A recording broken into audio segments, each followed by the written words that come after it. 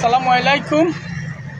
এই রাস্তা দিয়ে অনেক লোক যাতায়াত করতেছে, যারা ইনকাম করে এরা খুব সকালে যার যার পরিশ্রম এবং ইনকামের লাইনে আটতেছে। এইটা বাস্তব।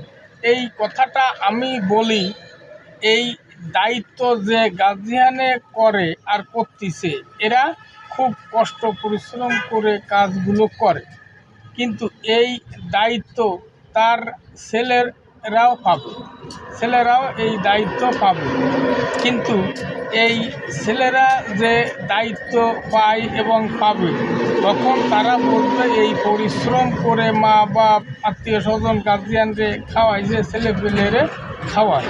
কিন্তু এই দায়িত্ব এখন তো ছোট ছেলে মেয়ে এরা জানে না, বুঝবে না মা বাপ কত কষ্ট পরিশ্রম করে ইনকাম করে।